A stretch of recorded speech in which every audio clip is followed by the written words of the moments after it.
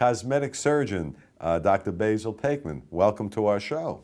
Thanks for having me. And of course, we invited you here today to discuss what's new in cosmetic, facial, and body surgery, something that you've been doing for, I guess, over 2 decades? Pretty close, yes.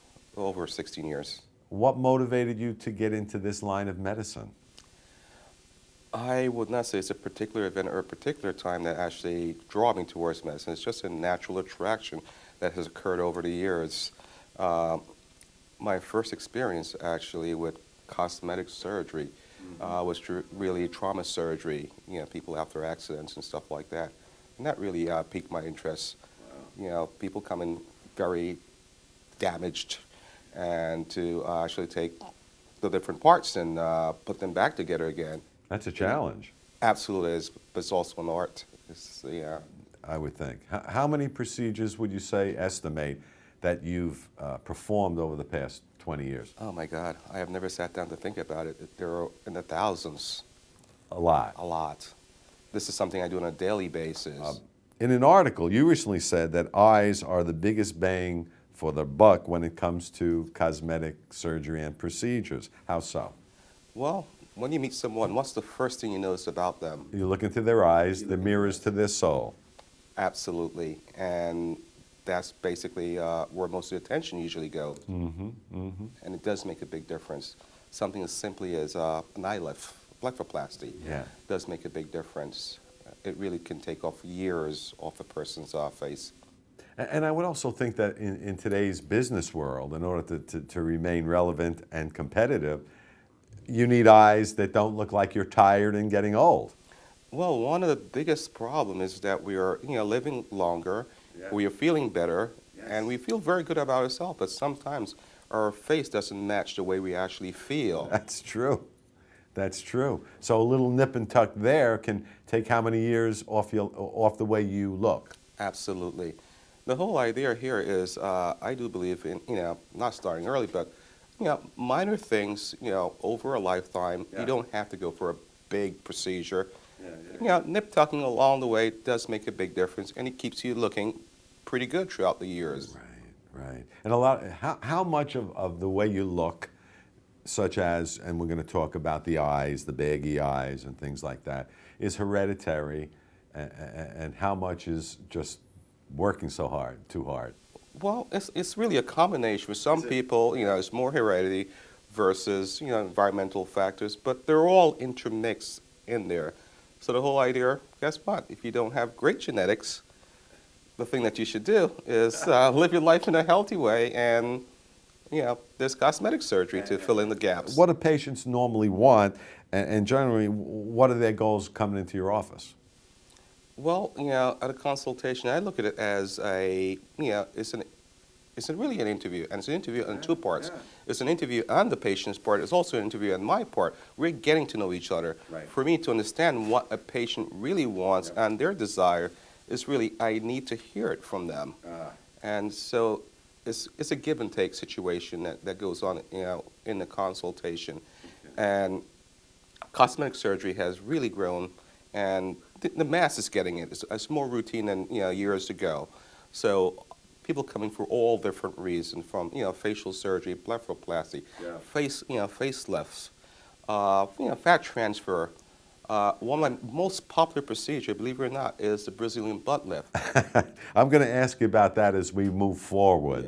But while you're on it, explain to us. A lot of people don't know. They've heard it, but they don't know exactly what it is and what the procedure entails.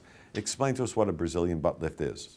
Well, the whole idea behind the Brazilian butt lift, and the name behind the Brazilian butt lift, is that when we do see a Brazilian woman or a woman on the beach in Brazil, the first thing we think about is the shape of the body, the curves.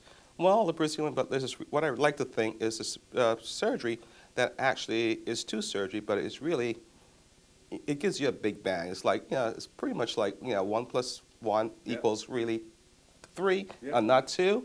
In this situation, we really sculpt the body. We take fats from maybe the abdominal area, the waist area, could be the inner thighs, the arms, and so we create a nice, slimmer, sleek body, but we do not throw away that fat. Fat is golden, so we take that fat and we transfer it fat grafting transfer, and we inject it into the buttock area, creating a much rounder, fuller shape. It's all about the shapes and the curve. You know, size is not the most important thing. You know, you want to look. It's going back to the old concept of the golden ratio, and what that really is, we want a smaller waist to hip ratio. Therefore, you see the curves. Got it. Why has, in your opinion, has this procedure become so enormously popular? Well, if you look around, we have all these stars. We have Jennifer Lopez, we have Beyonce, we have Kim Kardashian, and it's all about the curvy, shapely woman. And so I think that does play into the mass in general. Okay, sure. What are the different options? Let's go back to the eyes for a second. What are the different options for people that have bags under their eyes or skin drooping over the eyelashes? Well, we can divide this into two different categories. We can divide it into non-invasive and invasive procedures. So let's start with the non-invasive procedures. And the most common thing we have Botox, we have fillers, being Juvederm, Restylane, Radius, and they all help. For instance, the wrinkles around the eye, the biggest bang you can get is by using Botox, minimize the wrinkles. But we also get a volume loss, look sunken, dark-looking, circles around the eyes, and that's where a filler can actually help. Most fillers, let's say on average, they may last a year, maybe a year and a half. Someone that wants something more substantial, we can look into fat or fat grafting. Instead of using filler, we can actually use your own natural fat. That was my next question. Explain to us what fat grafting is while you're on fat this. grafting, I like to think about going green. We're using your natural fat and instead of throwing away, and we're using it as a filler. And the great thing about fat, unlike the filler, all these fillers have a longevity to them. Fat lasts a lot longer. It could be anywhere from about 3 to 5 years or even beyond. Now, if somebody wants to contact you personally, explain to us where your office is and how they can contact you. I know you have a website as well. Explain all that to us. Well, we're in the office from Monday to Friday from 8:30 to 5. Readily available. Where is it located? We are located Upper East Side of Manhattan. Right. And we're just give us a telephone call. Right. How Drop us an email or text. Can somebody email you through your website? Absolutely. Yes. And you'll respond to them? Absolutely.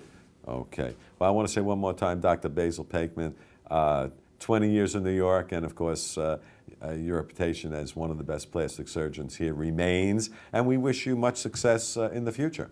Thank you. Appreciate it. It's been my pleasure. Keep up the good work. Thank you.